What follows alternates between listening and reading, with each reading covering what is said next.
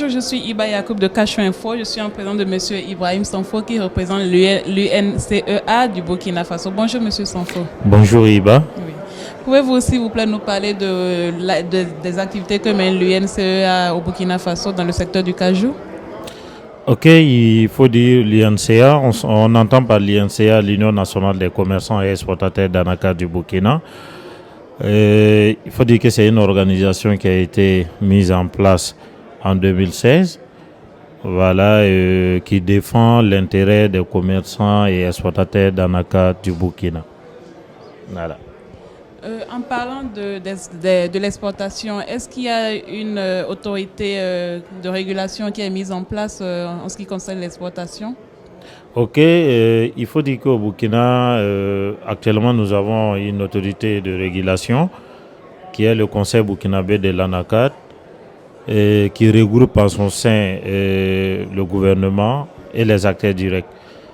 Et nous avons 9 administrateurs, 4 de l'administration publique, 4 des acteurs directs et puis 1 du personnel. Alors, concernant la campagne qui doit démarrer bientôt, est-ce qu'il y a déjà un prix plancher qui a été fixé? Est-ce que la campagne a déjà été lancée également? Et quelles sont les perspectives pour la récolte en cours? Ok, pour la campagne en cours, je peux dire que c'est une campagne en cours puisque les premières noix sont déjà là. Et nous avons prévu le lancement pour la date du 29 février. Donc, en termes de prix plancher, ce n'est pas encore effectif. C'est toujours en projet, en concertation avec les autres acteurs directs. Alors, en tant que représentant de l'UNCEA, est-ce que vous mettez des mesures en œuvre pour augmenter la superficie de culture de l'anacarde au Burkina Faso?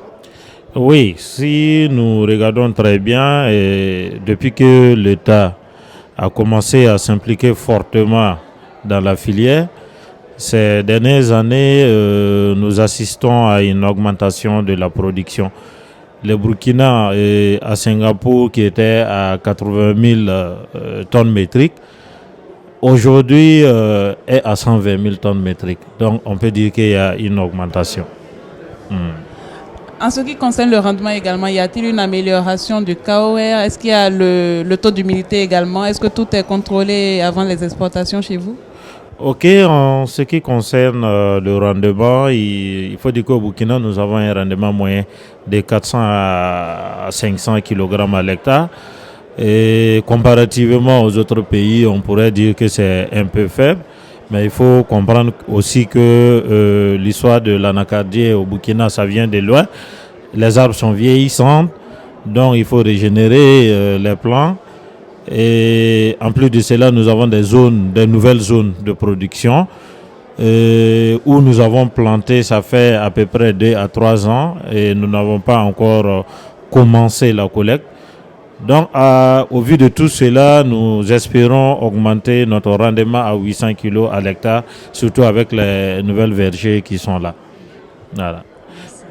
Alors, pouvez-vous nous dire, s'il vous plaît, quelle est la capacité actuelle de transformation de l'anacarde au Burkina Faso? Au Burkina Faso, les unités existantes, nous avons 16 unités. Unités semi-industrielles, industrielles et puis manuelles. Ces unités ont une capacité de transformation de 20 400 tonnes. Mais pour la campagne passée, ils ont pu transformer 17 400 tonnes.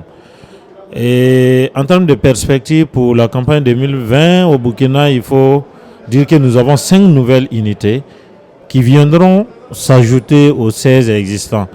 Donc, on espère que ça va augmenter puisque le taux actuel par rapport à la production est de 18% de transformation.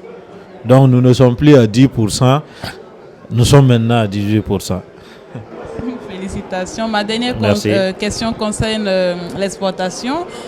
Si j'ai bonne mémoire, il y a une taxe à l'exportation au Burkina qui était de 25 francs CFA. Est-ce que pour cette campagne, elle serait encore maintenue?